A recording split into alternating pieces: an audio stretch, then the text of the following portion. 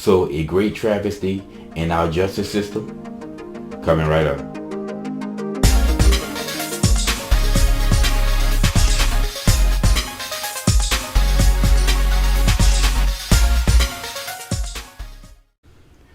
What's up, y'all? Welcome back to Common Sense Logic Reason. As always, I want to say thank y'all for joining me today. Greatly appreciate it all the time, always.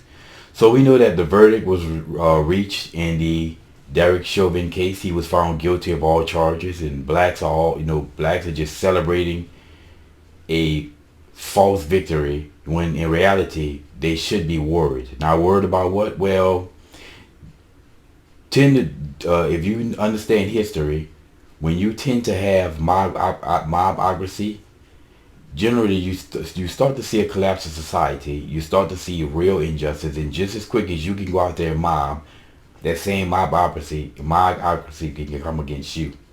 So it's a very dangerous thing if you really truly believe in liberty. But then again, so many blacks believe that they're hunted and they're being unjustly treated in America in the first place.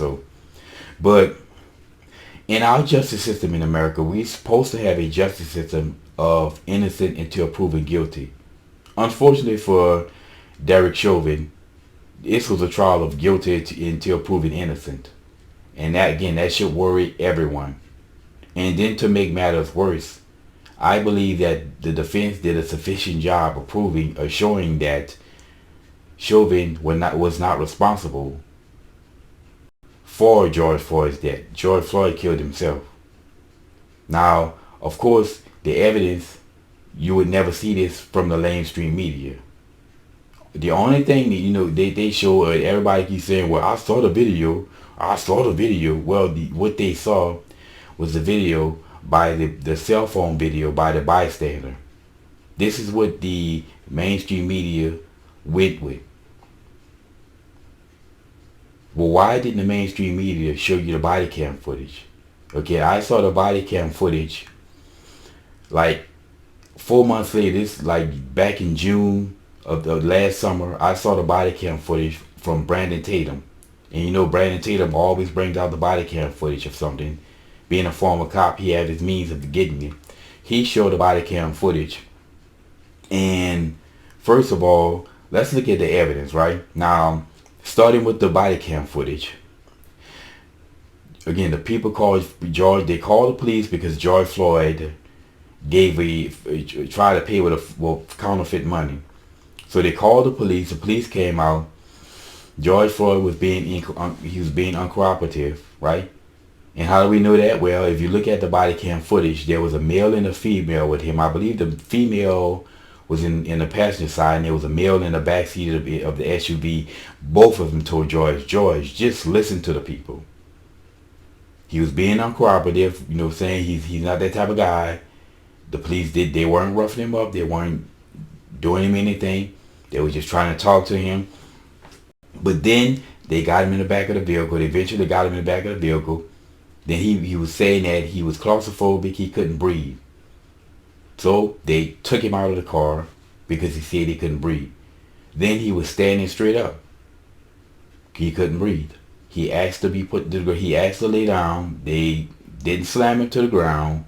And even when he was on the ground, he was saying that he couldn't breathe.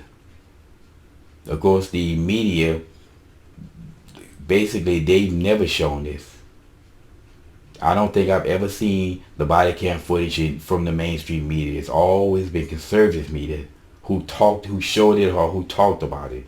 I've heard several people in the conservative media on radio shows that illustrated what happened in the body cam footage, much the same way I just did. But you didn't hear nothing in leftist media because they basically are only going to tell you what they want you to hear, anything that supports their argument. And then let's look at the evidence of this case. First of all, George Floyd again said that he couldn't breathe, right? He had fentanyl in his system, enough to kill 3 men. A medical drug that's 1,000 times more potent than morphine. 100 times more potent than morphine. So he was high at the time. Clearly he was high if you look at the body cam footage. And then on top of that, this drug is known for causing respiratory distress. So if he said that he couldn't breathe when he was standing up, could it possibly be because all the fentanyl that was in his system? He also had health issues. They say he had heart problems. If you have heart problems and you're taking a drug, and not only that, a drug that causes respiratory distress,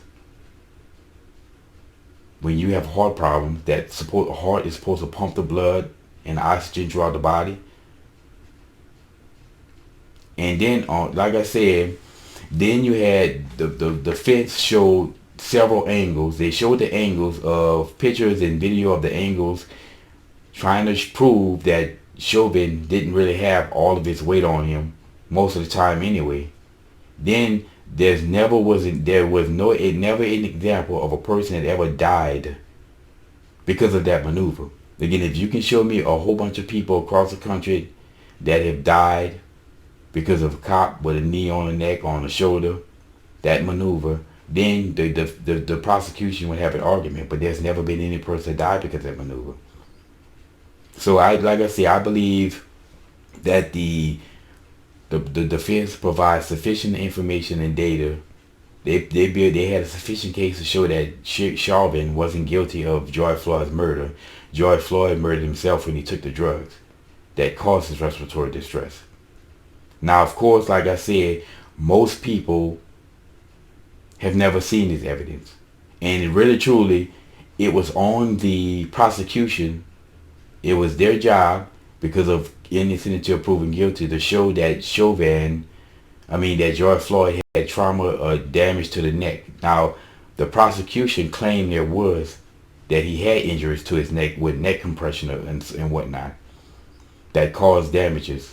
The defense said otherwise. Well, who are we to believe in that matter? Well, I will say this though. The cops, toxicologists, said that he had drugs in his system. Like I said, we could all look at the video of body cam footage. He was high. No doubt about that. But the family's toxicologist said there was no drugs in his system. Now, that was a flat out lie. If that side was willing to lie about that, then what else would they lie about? And when you lie, when you're caught in a lie, then people won't believe you.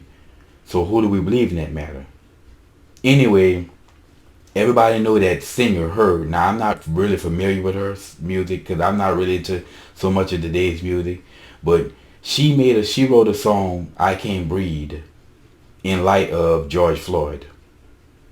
And won a Grammy for it or something like that. Yeah. Here's a question that I have.